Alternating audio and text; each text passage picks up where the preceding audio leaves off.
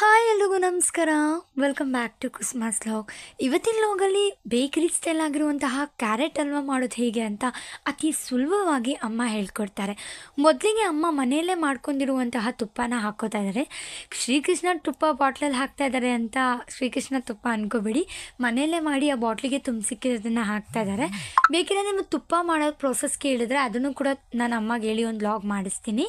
ಈಗ ನೋಡಿ, ಅದಕ್ಕೆ ಗೋಡಂಬಿ ಮತ್ತು ದ್ರಾಕ್ಷಿನ ಹಾಕ್ಬಿಟ್ಟು ಚೆನ್ನಾಗಿ ಹುರ್ಕೋತಾ ಇದ್ದಾರೆ ತುಪ್ಪದಲ್ಲೇ. ಅದನ್ನು ಒಂದು ಪ್ಲೇಟಿಗೆ ತೆತ್ತಿಟ್ಕೊಬಿಡಿ. ಈಗ ಕ್ಯಾರೆಟ್ನ ಸಣ್ಣಾಗಿ ತುರಿದಿದ್ದಾರೆ. ಸೊ ಅದನ್ನು ತುಪ್ಪದಲ್ಲೇ ನೀವು ಆದಷ್ಟು ಚೆನ್ನಾಗಿ ಫ್ರೈ ಮಾಡ್ಕೋಬೇಕು. ನಿಮಗೆ ತುಪ್ಪ ಸ್ವಲ್ಪ ಜಾಸ್ತಿ ಬೇಕಿದ್ರೆ ಹಾಕ್ಕೊಳ್ಳಿ. ಈಗ ಫ್ರೈ ಮಾಡ್ಕೊಂಡಿದ್ದಾದಮೇಲೆ ಸ್ವಲ್ಪ ಎಕ್ಸ್ಟ್ರಾ ತುಪ್ಪನ ಆ್ಯಡ್ ಮಾಡ್ಕೋಬೋದು. ಚೆನ್ನಾಗಿ ಫ್ರೈ ಮಾಡ್ಕೋಬೇಕಾಗುತ್ತೆ. ಅದ್ರ ಸ್ಮೆಲ್ಲೇ ಘಮ ಘಮ ಘಮ ಅಂತ ಇರುತ್ತೆ. ಯಾರ್ಯಾರೆಲ್ಲ ಸ್ವೀಟ್ ಲವರ್ಸ್ ಇದ್ದೀರೋ ಇದನ್ನು ಟ್ರೈ ಮಾಡಿ.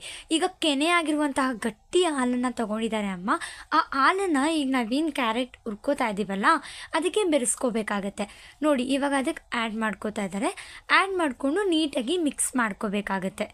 ನೋಡ್ತಾ ಇರಲ್ಲ, ನೀಟಾಗಿ ಮಿಕ್ಸ್ ಮಾಡ್ಕೋಬೇಕಾಗುತ್ತೆ. ತುಂಬಾ ಟೇಸ್ಟಿಯಾಗಿರುವಂತಹ ಸ್ವೀಟ್. ಒಂದ್ಸಲ ಟ್ರೈ ಮಾಡಿ ನೋಡಿ ನೀವೆಲ್ಲರೂ ಕೂಡ. ನೋಡಿ, ಮನೆಯಲ್ಲೇ ಈಸಿಯಾಗಿ ಮಾಡ್ಕೋಬೋದು.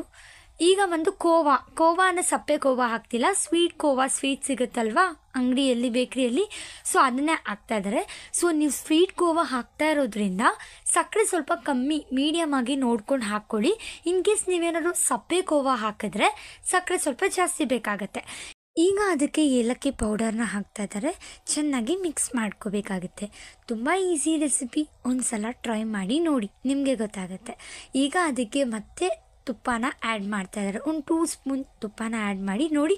ಈಗ ನೀಟಾಗಿ ತಲೆ ಹದ್ದಿರ ಎಲ್ಲ ಬಿಟ್ಕೋತಾ ಇದೆಯಲ್ಲ, ಅದಕ್ಕೆ ಬಂದಮೇಲೆ ನಿಮ್ಮ ಹತ್ರ ದ್ರಾಕ್ಷಿ ಗೋಡಂಬಿ ಹುರ್ಕೊಂಡಿದ್ದೀರಲ್ವ ಅದನ್ನು ಆ್ಯಡ್ ಮಾಡಿಕೊಂಡು ಚೆನ್ನಾಗಿ ಮಿಕ್ಸ್ ಮಾಡ್ಕೋಬೇಕಾಗುತ್ತೆ. ಆಹಾ, ತುಂಬ ಚೆನ್ನಾಗಿ ಕಾಣಿಸ್ತಿದೆ ಅಲ್ಲ. ಒಂದು ಸಲ ಟ್ರೈ ಮಾಡಿ ನೋಡಿ. ಈಗ ರುಚಿಯಾಗಿರೋ ಕ್ಯಾರೆಟ್ ಹಲ್ವಾ ರೆಡಿಯಾಗಿದೆ. ಈ ವಿಡಿಯೋ ನಿಮಗೆಲ್ರಿಗೂ ಇಷ್ಟ ಆಗಿದೆ ಅಂತ ನಾನು ಅಂದ್ಕೊಳ್ತೀನಿ.